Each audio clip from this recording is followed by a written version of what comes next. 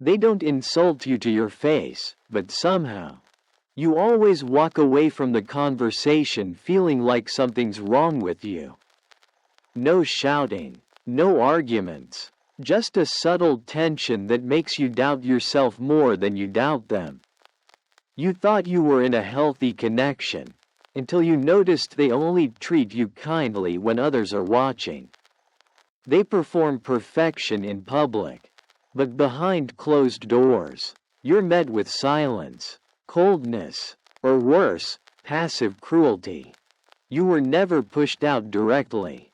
You were quietly excluded, belittled with polite compliments, and made to feel like you'll never measure up.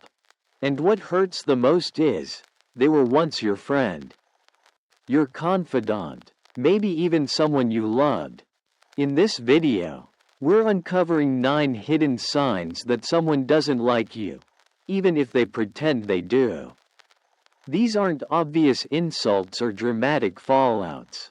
These are emotional red flags disguised as manners, wrapped in smiles, and delivered with just enough ambiguity to make you question your own perception. If you've ever felt like something was off in a relationship but couldn't quite explain it, this is for you. Because the truth is, some people will never admit their resentment out loud. Instead, they'll chip away at your confidence with backhanded compliments, strategic silence, and selective kindness.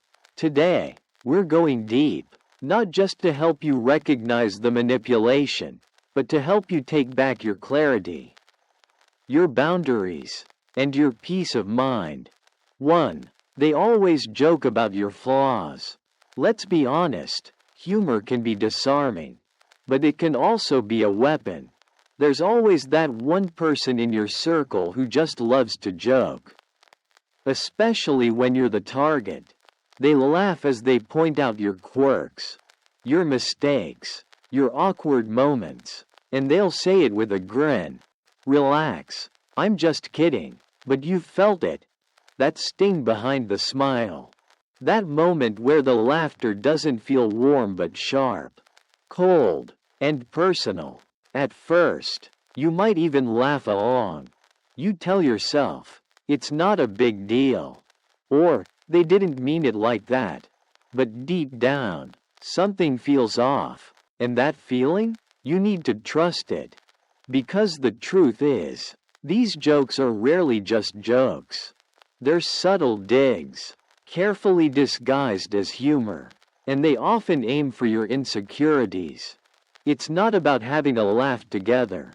It's about seeing how much they can get away with, how far they can push before you speak up. It's a test, a quiet, manipulative way to assert control over you while still pretending to be friendly. I've been there, stuck in friendships where I was constantly the punchline. They'd make fun of my clothes, my goals, my way of speaking, all while claiming it was all love. But I started noticing a pattern. The jokes never celebrated my strengths, never came from a place of admiration. They were always laser-focused on what they thought was wrong with me. And the worst part? I let it slide, over and over again. You see, we've been trained to think that if we take offense to a joke, the problem is with us. That we're being too sensitive, too dramatic, or too serious. But let's flip that narrative. There's nothing wrong with having boundaries. There's nothing weak about standing up for yourself when something doesn't feel right. Being respectful doesn't mean being silent. True friends don't tear you down just to get a laugh or to feel superior in a room. Real people don't need to humiliate you in front of others to feel powerful. These jokes might seem small, even trivial at first, but they add up. They chip away at your confidence. You start second-guessing your decisions, holding back your opinions, even changing your behavior just to avoid being mocked again. And here's where it gets dangerous. The more you laugh along, The more you enable them, you teach them that you'll tolerate the disrespect. You give them silent permission to continue. That's how manipulation hides in plain sight. But here's the truth that changed everything for me. Silence is not kindness. Laughing off cruelty doesn't make you strong. It makes you complicit. I had to learn the hard way that allowing people to disrespect me in small ways gave them the courage to do it in bigger ways. The jokes got sharper. The tone got colder.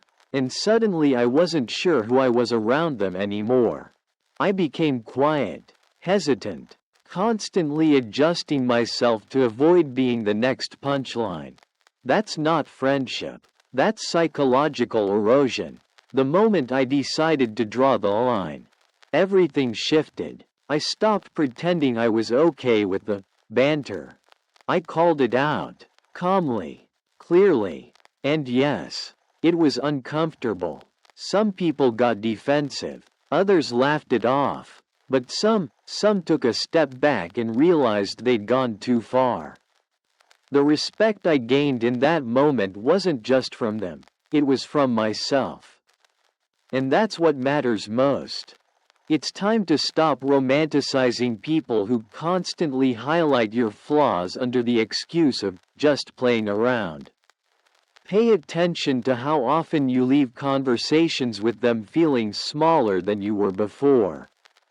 Pay attention to the patterns, the way they smirk when others laugh at your expense, the way they always joke about the things you're insecure about, and how they never seem to be the butt of the joke themselves. That's not coincidence. That's strategy. Words have weight, even when they're wrapped in sarcasm or laughter. And if someone is using their words to poke holes in your self-worth, to reduce you to a running gag, then it's not your job to endure it, it's your responsibility to confront it.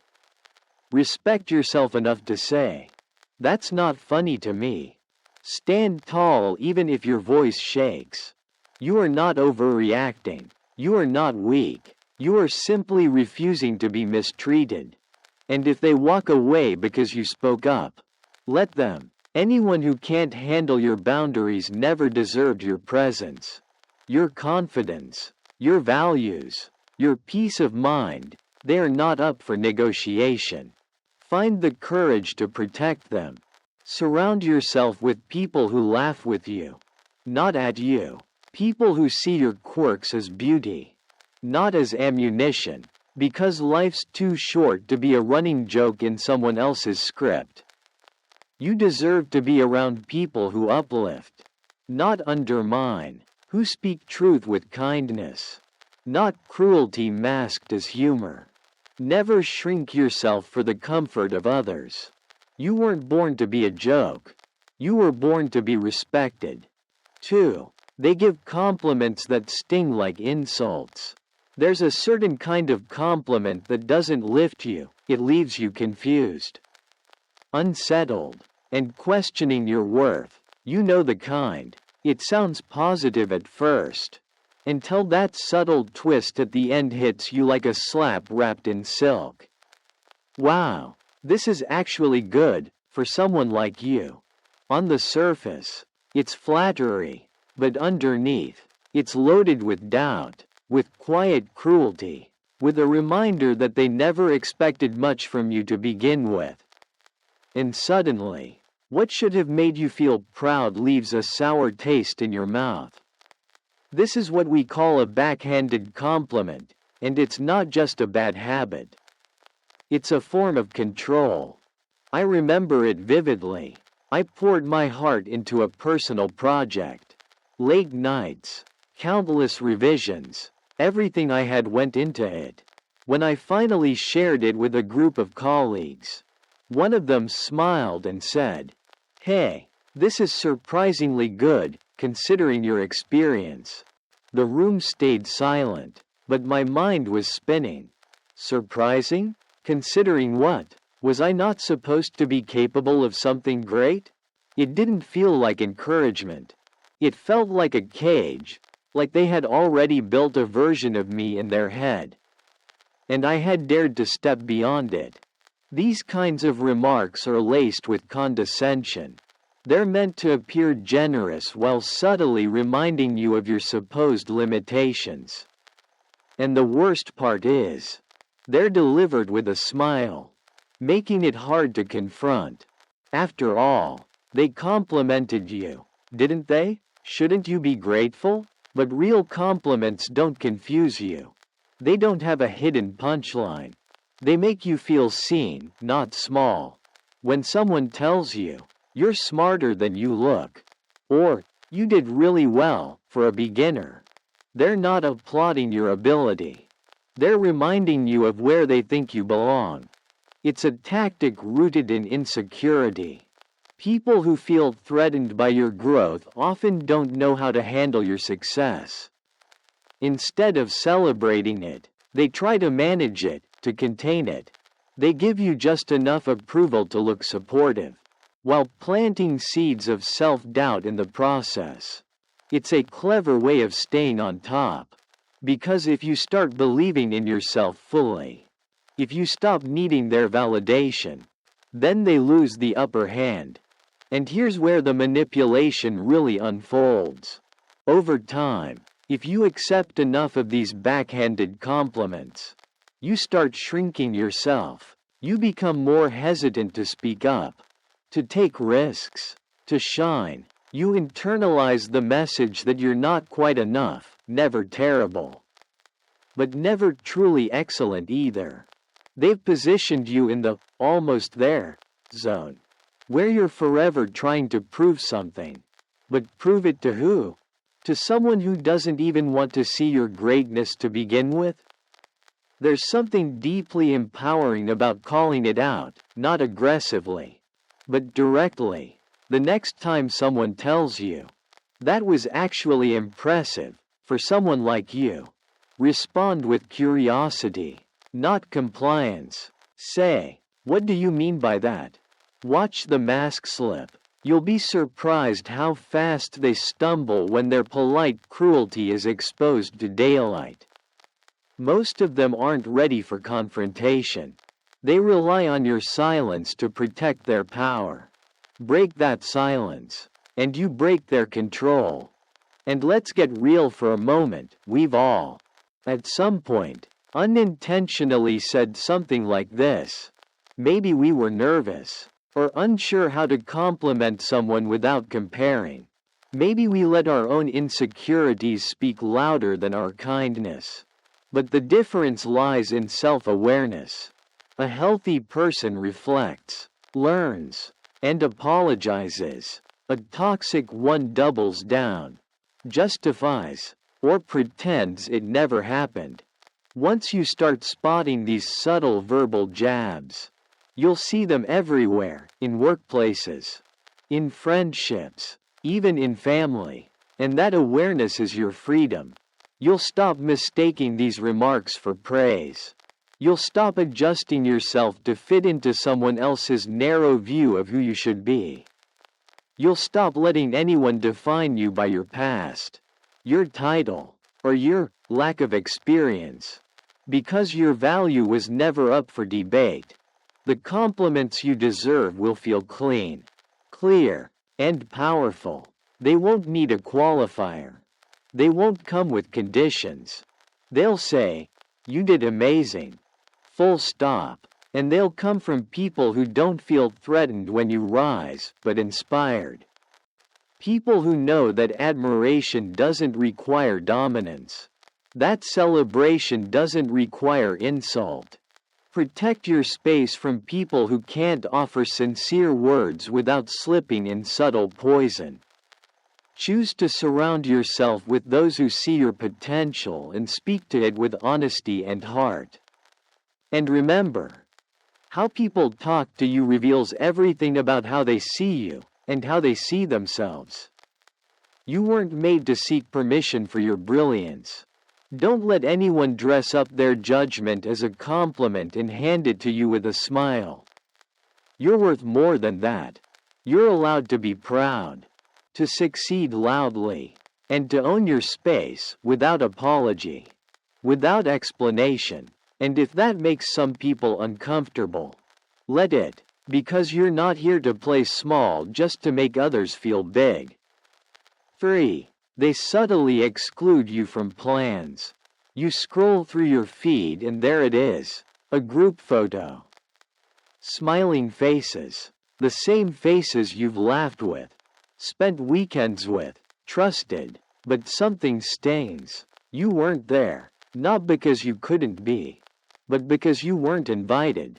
There's no message, no heads up, no casual, "Hey, we're getting together tonight," just silence. And then, when you bring it up, if you even dare, they say, "Oh, we thought you were busy."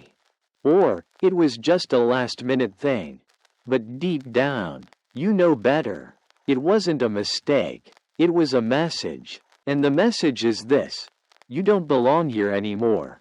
This kind of exclusion is one of the most painful betrayals because it hides in plain sight. It's never shouted in your face. It whispers behind your back. It's not a slammed door, it's a door quietly closed while you weren't looking. And it's done in a way that leaves you questioning yourself. Was I imagining things? Am I being dramatic? Maybe they really did forget. That doubt is exactly what they want. Because if you start questioning your instincts, you won't question their behavior. You'll excuse it, minimize it, tolerate it, again and again. I've been there, staring at a screen, wondering how I could be so invisible to people who once called me a friend. I remember seeing stories from a concert I would have loved, from a dinner I had actually suggested weeks before. No one mentioned it, no one checked in, and when I finally asked, they smiled and said, "We figured you had stuff going on." But here's the truth they'll never admit: if they wanted me there, I would have been there. Real friends don't forget you. They make sure you know you're wanted. There's something insidious about this kind of exclusion. It doesn't start loud. It starts small. One event missed. One hangout you weren't told about. They always have a reason, too last minute. Someone else planned it. They assumed you couldn't make it. But the pattern builds. And eventually, you stop being surprised. You stop asking. You stop hoping. That's the goal. To make you drift quietly away. Without confrontation. Without conflict. It's a slow fade, engineered to avoid responsibility. Because saying, "We don't want you here," would make them the bad guy. But leaving you out again and again? That makes you feel like you're the one who doesn't fit. This tactic is passive-aggressive. But it's also cowardly. People who truly care about you will fight for your presence. They won't wait for you to ask. They won't treat your involvement like a burden. When someone wants you in their life, they make space. They reach out. They include. It's that simple. If they're not doing that, you're not a priority, you're an option.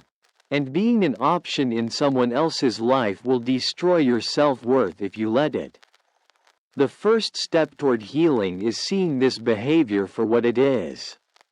It's not about you being too busy. It's not about plans being last minute. It's about effort, or the lack of it. Inclusion is a choice, and exclusion is, too. When people repeatedly exclude you, they're choosing to send you a message. Whether they admit it or not, they're saying you don't matter enough. And you have every right to respond to that with clarity and strength. When I realized I was being slowly pushed out of certain circles, I made a choice, not to beg for invitations, not to over-explain my worth, but to ask, calmly, directly, why I wasn't being included. And yes, it was uncomfortable. Some people squirmed, some got defensive, but some apologized, some woke up, and most importantly, I woke up. I stopped accepting scraps of attention. I stopped chasing validation from people who didn't truly value me. It's not about keeping score. It's about keeping your dignity. If someone constantly leaves you out and only makes an effort when called out, ask yourself what kind of relationship that really is. Is it mutual, or is it you always trying to stay relevant in their world? That's not friendship. That's survival. And you deserve more than just surviving in someone else's shadow. You deserve a seat at the table, not because you asked for it, but because people who care about you want you there. Don't let fear of being alone keep you tied to people who make you feel invisible. Loneliness isn't cured by being in a room full of people who ignore you. It's cured by finding those few who see you, who remember you, who make space for you without being reminded. The ones who check in. The ones who say, "We're meeting up, come." Without hesitation, without delay. And if you haven't found those people yet, keep looking, because they exist. But you won't meet them if you're still clinging to those who treat your presence like an afterthought. Walk away from half-hearted connections. Walk toward wholeness. Toward people who light up when they see your name pop up. Who ask about you. Who want you there, not because of obligation, but because your presence matters. Being excluded hurts, but ignoring the hurt only keeps you stuck. Acknowledge it, learn from it, and then rise above it. You don't need to beg for space in someone else's world. Create your own. Fill it with people who celebrate your existence, not ones who try to erase it. Because your time, your energy, and your heart are not disposable. They are sacred, and they should only be shared with those who truly see your value, even when you're not in the room. 4. They're only busy when it's about you. There's a specific kind of silence that hurts the most. Not the silence of distance or misunderstanding, but the silence that comes wrapped in excuses. You reach out, you suggest coffee, a catch-up, a walk in the park, and the answer is always the same: "I'm slammed with work. Life's just crazy right now." Or, "Maybe another time." At first, you believe them, you tell yourself they're just overwhelmed. But then, there it is, on your feed, in mutual chats, or in photos you weren't tagged in. They're out, they're laughing, they're clearly not that busy. Just not busy when it comes to you. This kind of rejection is subtle, almost invisible if you're not paying attention. They'll never say it outright. They won't tell you you're not important to them anymore. Instead, they let the pattern speak. They make time for others.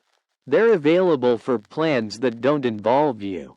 And slowly, without ever having a real conversation, you become someone they used to be close with. The calls stop. The texts get shorter. The enthusiasm in their voice fades. But the strangest part? They're still nice. Still friendly. Still polite. They just don't show up for you anymore. And that's what makes it so confusing. Because when someone's openly cruel, you can walk away. But when they're kind and distant at the same time, it messes with your head. You keep wondering if maybe you're asking for too much. Maybe you're imagining things. Maybe it really is just bad timing. But here's the truth that changed everything for me. People make time for who they care about. No one is too busy every single time. No one forgets over and over again unless forgetting you has become a habit. When someone constantly tells you they're busy, but still manages to show up for everyone else, they're not overwhelmed. They're just unavailable to you. And whether they mean to or not, they're sending a clear message: you're not a priority. I remember reaching out to someone I used to consider one of my closest friends. I wanted to reconnect, share something personal, Just have a real conversation. They said, things are hectic right now. And I gave them the benefit of the doubt. But that same weekend, I saw photos of them out at dinner with mutual friends, smiling like they had all the time in the world. And that's when it hit me. They weren't busy. They were just busy avoiding me. And honestly, that realization hurt more than if they just said, I don't want to hang out. Busy has become the perfect cover story. It's polite. It's non-confrontational. It doesn't start fights. But it also doesn't require honesty. It keeps you hanging on, waiting, hoping that maybe next week things will change. And meanwhile, your value in that relationship keeps shrinking. Every ignored message chips away at your confidence. Every excuse plants a seed of doubt. Until one day, you stop reaching out altogether, not because you want to, but because your dignity can't take another polite rejection. And that's where the shift happens. When you realize your worth isn't something people get to schedule in when it's convenient. You stop chasing after people who treat your presence like a burden. You stop accepting scraps of time from people who give their full energy to others.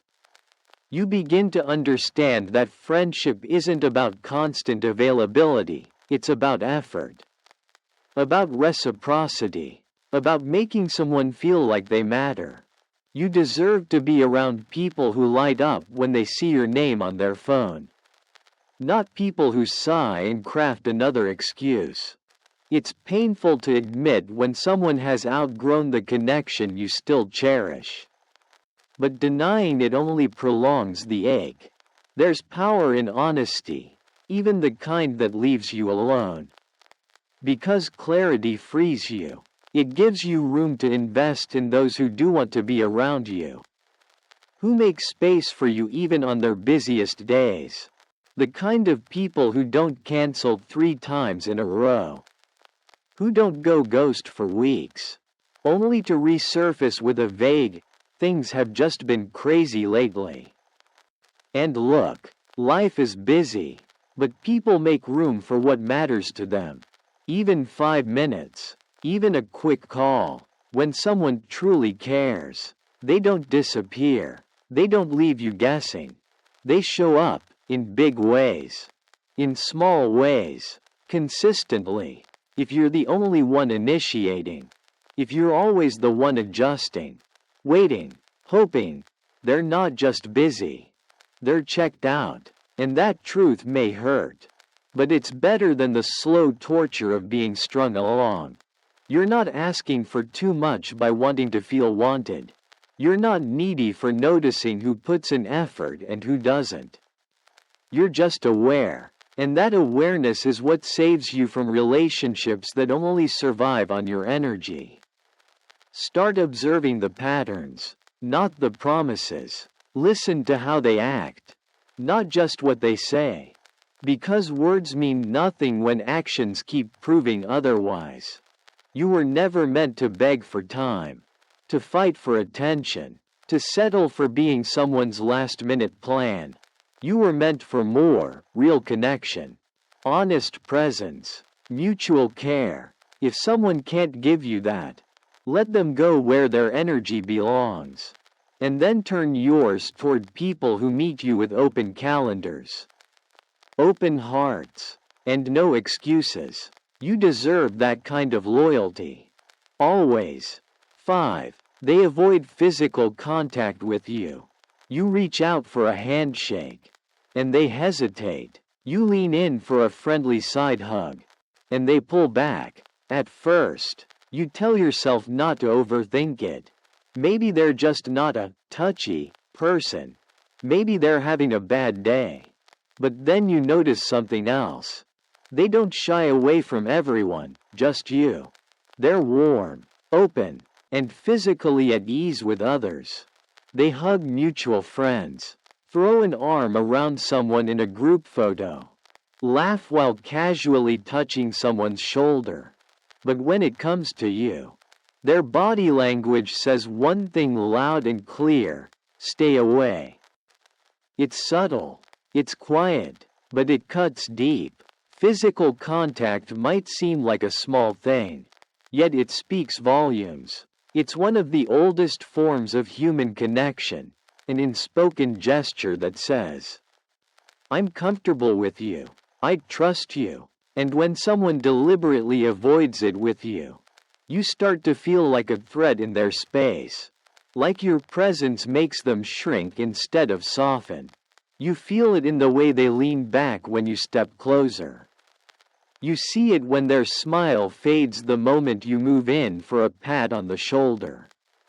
It's not accidental, it's intentional distance, and it hurts. I've been there, standing in a group, telling a story, and noticing that one person who always angles their body away from me. I once worked with someone who seemed friendly enough. They'd laugh at my jokes, respond to messages, even compliment my work, but whenever we were in the same room, it felt like there was an invisible wall between us. If I tried to break that wall with a casual touch, something everyone else around us did without a second thought, they'd stiffen up, flinch, or act like I'd overstepped. It made me question myself. Was I too much? Did I make them uncomfortable just by existing? This kind of behavior doesn't always mean they hate you, but it does mean something's off. Maybe there's resentment they haven't voiced. Maybe there's judgment they won't admit.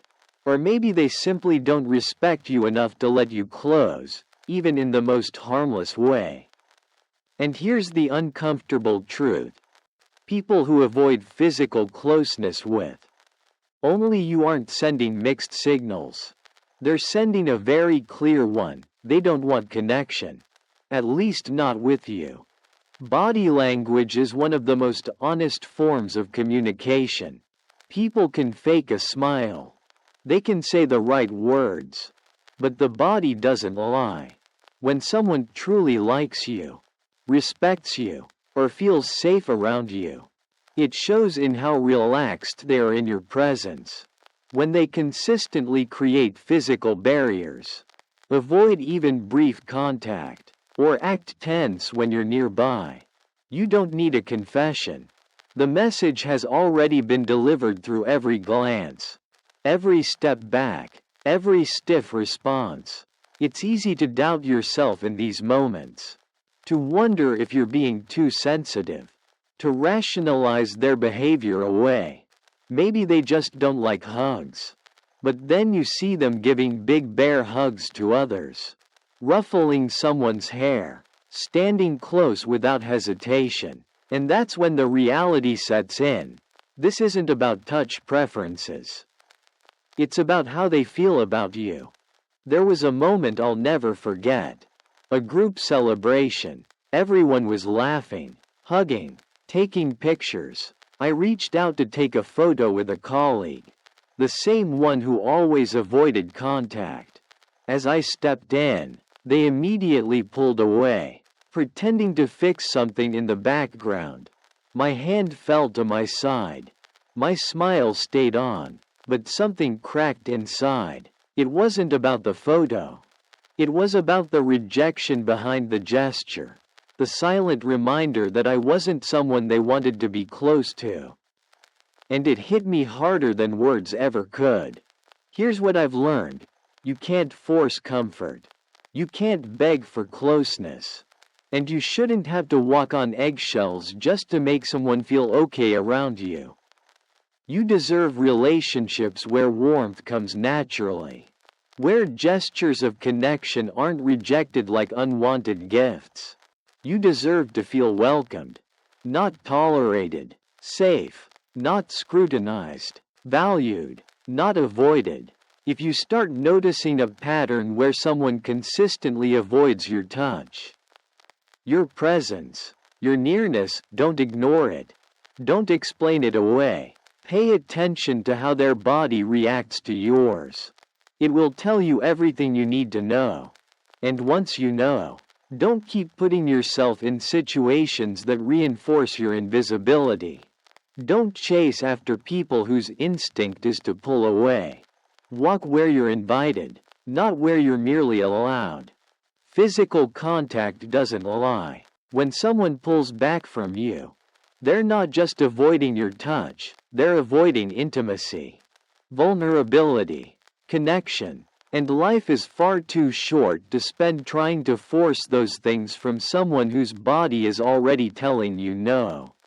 Surround yourself with people who lean in, who embrace without flinching, who stand next to you without discomfort. Because you are not too much. You are not hard to be around. And you should never have to shrink yourself to fit into someone's personal space.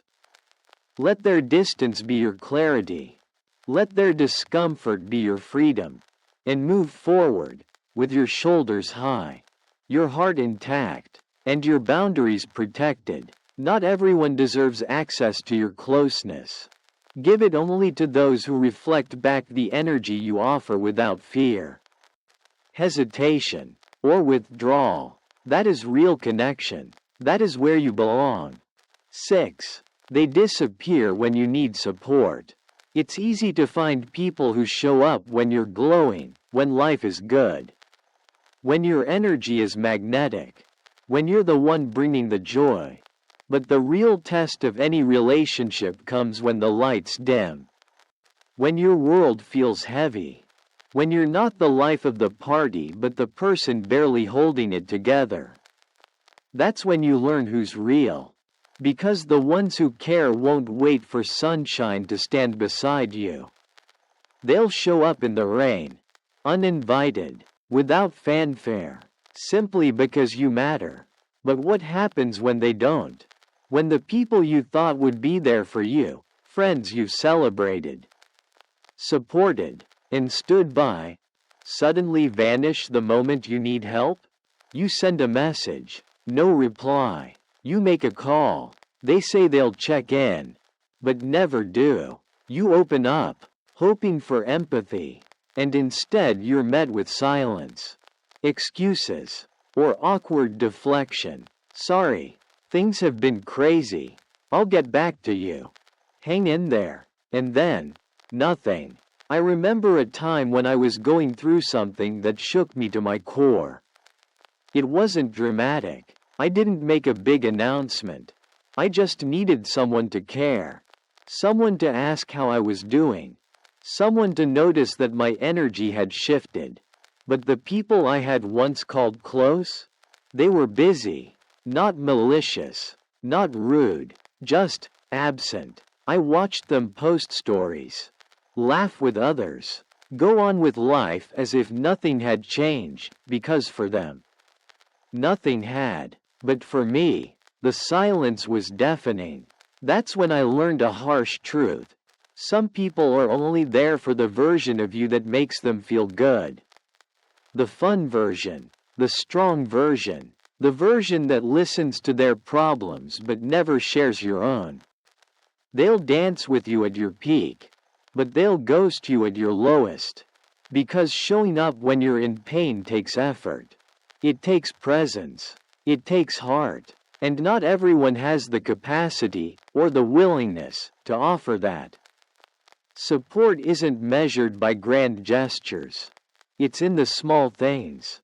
The "just checking in" text. The "want to talk" message. The unspoken understanding that your pain matters.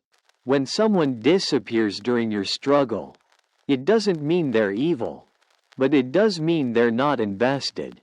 Not in the way you hoped. Not in the way you deserve. What hurts even more is remembering how you showed up for them. When they were lost, you listened. When they fell, you helped them stand. You were there, quietly, consistently, without expecting anything in return. And now, when it's your turn to fall, the room feels empty. That's not just disappointment. That's betrayal wrapped in passivity. And it lingers. But here's the beauty of moments like these, they reveal. When the noise fades and the crowd thins out, You're left with the truth. The ones who stay, cherish them, because they're rare. They're the ones who don't need a reason to care. They don't clock your joy as a ticket in and your sadness as a reason to leave. They see the whole of you, and love all of it. I once confronted someone I thought was a true friend. I told them, honestly, that their silence during my hard time hurt. They looked at me, surprised, and said, I didn't know what to say. And maybe that was true. But the truth doesn't always need words. It needs presence. You don't have to say the perfect thing. Sometimes, just being there is everything. There's a painful clarity that comes when you stop chasing people who've already left you emotionally. You realize your energy is precious. Your pain is not a burden. And your heart deserves to be held, not avoided. Don't keep making excuses for people who couldn't be bothered to ask. Are you okay? When you were silently screaming for someone to care. Let their absence speak. Let it inform how you move forward. Not with bitterness, but with wisdom. Give your time to those who've earned it. Open your heart to those who've proven they can hold it gently. Even when it's cracked, life will always test your relationships. Crisis doesn't create character, it reveals it. And when someone walks away during your storm, don't chase them, let them go. Their silence said everything you needed to hear. You don't need everyone. You need the ones who show up when you have nothing to offer but your truth. The ones who don't flinch at your tears. Who don't hide behind the word, busy, when what they really mean is, I don't want to deal with this. Because those who vanish when you're at your lowest were never truly there to begin with. Hard times are filters. They strip away the surface level connections and leave you with something raw. Something real. And that is a gift. Because once you see who's truly by your side, you can stop investing in those who never were. You can stop holding space for people who only visit when it's convenient. You can stop lowering your standards just to keep a seat filled that was never meant for the journey ahead. Let their distance become your direction. Step into spaces where your heart is held, your presence is wanted, and your struggles are met with love, not avoidance. You are worthy of that kind of loyalty. Never forget it. 7. They talk behind your back. Nothing cuts deeper than betrayal wrapped in a smile. One of the most dangerous people you'll ever encounter is the one who laughs with you, praises you in public, and then turns around and twists your name when you're not in the room. They act like a friend, but their words behind closed doors are laced with poison. They don't stab you in the back with a knife. You never see blood. They stab you with whispers, with half-truths, with exaggerated stories carefully crafted to change how others see you. And the worst part? You trusted them. At first, you might not even know it's happening. Everything on the surface feels fine. They greet you warmly, comment on your posts, maybe even send a text checking in. But then things start to shift. People act different. Conversations go cold. You feel a strange tension in the air, like something invisible has turned against you. And eventually, it leaks out. A friend mentions something you never said. Someone brings up a version of you that you don't recognize. That's when the truth hits. You've been the topic of someone else's entertainment.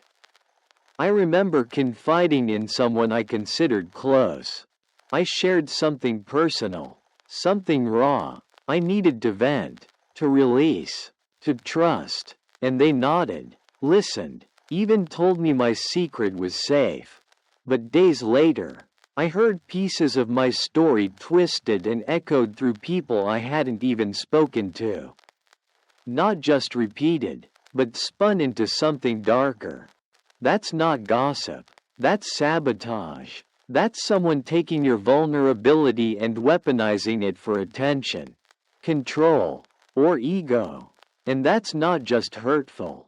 It's treacherous. Here's the brutal truth. People who gossip to you will gossip about you. Don't get too comfortable when someone constantly feeds you rumors about others. Because once you leave the room, you become the subject. It's a pattern, not an accident, and often, they justify it to themselves. I'm just venting. I'm worried about them. It's not a big deal. But the damage is done. Every time they speak on your name without your presence, they take a piece of your story and rewrite it in their own voice. And what's worse is how they do it under the guise of concern. I don't want to say too much, but I think they're struggling. I just hope they're okay. They've been acting really off lately. It sounds kind, but it's performative. It's not about helping you. It's about signaling to others that they know something you don't. It's about maintaining control of the narrative. And it's incredibly manipulative. They're not just sharing. They're shaping opinions. They're building a version of you that serves their agenda. And you're left to pick up the pieces when it all crumbles. When you confront someone like this, they'll likely play innocent. I didn't mean anything by it. I was just being honest. You're taking it the wrong way. Gaslighting is their favorite tool. They flip the blame, act shocked, and try to convince you that your hurt is overreaction. But don't fall for it. Protecting your boundaries isn't dramatic. Demanding respect for your name isn't too much. It's basic decency. And anyone who violates that isn't a friend. They're an actor playing a role. Real friends guard your name when you're not around. They correct lies. They shut down gossip. They protect your silence with their integrity. And if someone can't do that, they have no business standing beside you in public. Friendship isn't proven when you're laughing together. It's proven when you're not there, when your reputation is in someone else's hands. And how they hold it says everything about who they really are. I learned to stop explaining myself to people who were committed to misunderstanding me. I stopped defending myself in circles where the truth didn't matter. I started paying attention, not just to what people said in front of me, but what they allowed to be said behind me. And once I did, everything changed. My circle got smaller. But my peace? Unshakable. Let's be honest, gossip isn't harmless. It destroys trust. It divides communities. It poisons connection.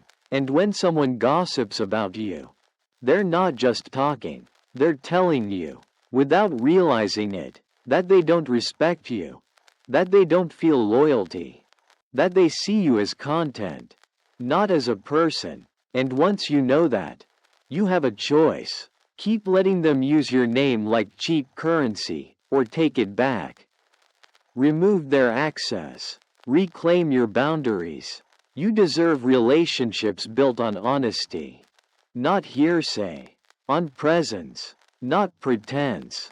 Don't waste your energy trying to fix your image in someone else's story. Live your truth boldly, and let their lies reveal who they really are. You don't owe anyone silence when they've spoken behind your back. What you owe is protection to your energy, your peace, and your self-respect. Pay close attention to who claps when you win and who whispers when you fall. If they celebrate you in public but criticize you in private, it's not love, it's manipulation. And you deserve better than that. Because loyalty isn't proven when it's easy. It's proven when it's quiet. When there's nothing to gain but still every reason to protect. That's the kind of loyalty you should give, and the only kind you should accept. 8. They always make you feel like you have to prove your worth. There's a kind of relationship that drains you without ever raising its voice.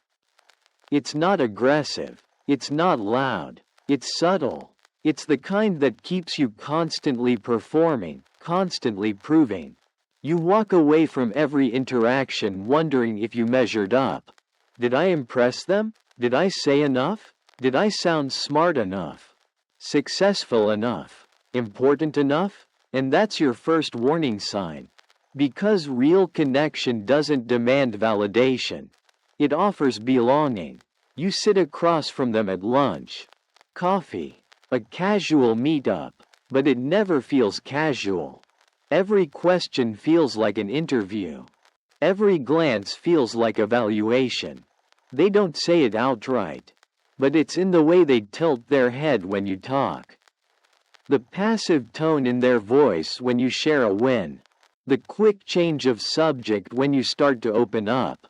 Their approval is conditional, and whether you realize it or not, you've started tailoring yourself just to earn it. I've been there, talking to someone who made me feel like I was on trial every time I opened my mouth. They never criticized me directly, never insulted me out loud, but I felt it, the subtle comparisons, the one-up stories, the lack of eye contact when I was vulnerable, and the overly intense attention when I was trying to prove myself. They weren't trying to get to know me. They were measuring me against a scoreboard I never agreed to play on. That's the trap, because it doesn't look like manipulation at first. It looks like motivation. You tell yourself they're pushing you to be better, that maybe you should be more impressive, that maybe they're helping you grow. But growth shouldn't feel like suffocation, and self-worth shouldn't be conditional on someone else's shifting standards. If every conversation leaves you feeling smaller, more uncertain, more desperate to win them over, you're not being challenged, you're being diminished. What they're doing is subtle emotional control. By keeping you off balance, by making their approval rare and unpredictable, they keep you chasing it. And you won't even realize how deep the cycle goes until you catch yourself rehearsing what to say before meeting them.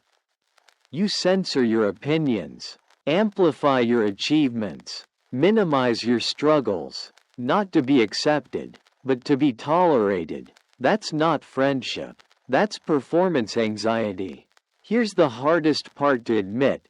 Sometimes we cling to these dynamics because we mistake them for high standards. We convince ourselves that we need to earn love, that we're not quite enough yet, that once we hit the right note, they'll finally see us. But people who truly value you don't require a pitch. You don't have to dazzle them to be worthy of their time. You just have to be yourself, and that is more than enough. I used to think I needed to prove my worth in every relationship. Be the funniest, be the deepest, be the one with the best stories. But eventually, I realized that the people who made me feel that way weren't raising the bar. They were moving it every time I got close. It wasn't about me meeting their expectations. It was about them maintaining power. Keeping me on edge gave them a sense of control. And letting go of that illusion was one of the most freeing things I've ever done. The right people will never make you feel like you have to audition for a place in their life. They'll accept you in your quiet moments, your messy ones, your unsure days. They won't be impressed by your resume. They'll be moved by your honesty. You won't feel like you're being evaluated. You'll feel like you're being seen. Not the polished version, not the edited highlight reel, but the real you. The human you. The one who isn't always strong or clever or composed. Pay close attention to how your nervous system reacts around people. Do you relax? Or do you tense up? Do you feel safe to speak freely? Or do you find yourself filtering every word? The body knows what the heart tries to ignore. If someone leaves you feeling inadequate after every encounter, if they never celebrate you without comparison, If their validation feels like a rare reward rather than a natural response, they're not your people. Let's get real. Life is too short to spend explaining your worth to those who only listen when you're trying to impress them. You don't exist to be validated. You exist to live fully, to connect deeply, to love honestly. And if someone can't handle your authenticity without making you feel like it's not enough, step back, not out of spite, but out of self-respect. The moment you stop proving and start being is the moment you attract the kind of people who love you not for how well you perform, but for how honestly you show up. And that kind of love, that kind of friendship, that's the space where you grow without fear, where you rest without guilt, where you speak without rehearsing. That's where your soul belongs, not in constant performance, but in undeniable peace. 9. They act kind, only when others are watching. There's a chilling kind of cruelty that hides behind charm. It doesn't shout. It doesn't slam doors. It smiles.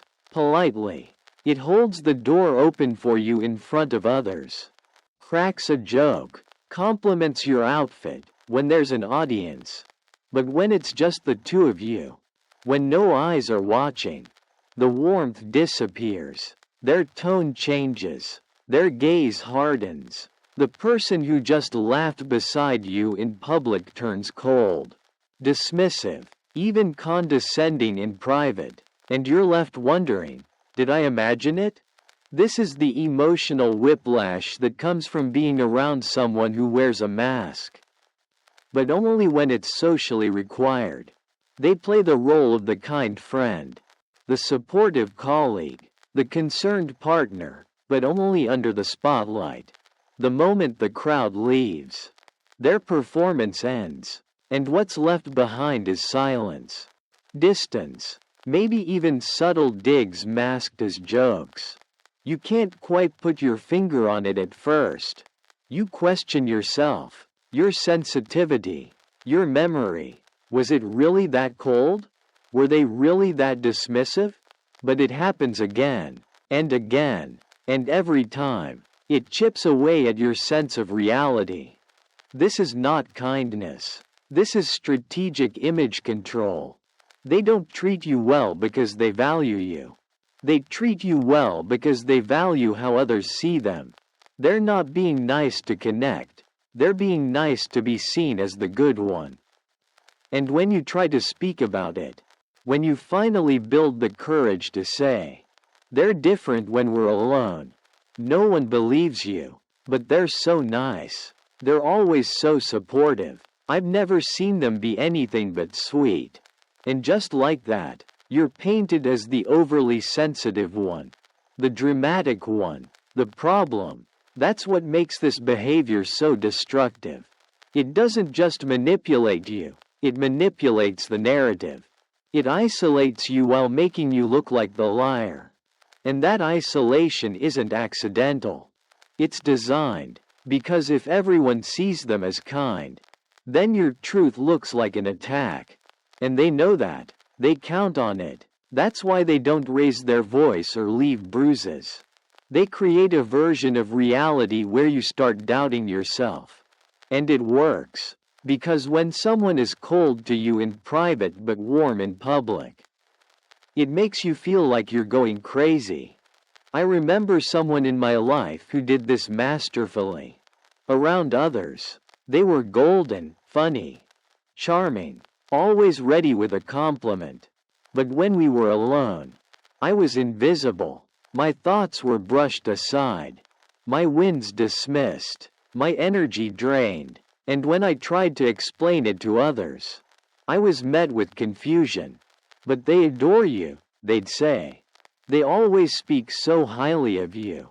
And I'd smile and nod, pretending they were right, while something inside me quietly broke. Here's what I've learned. Kindness that only appears under social pressure isn't real. It's a costume, not a character.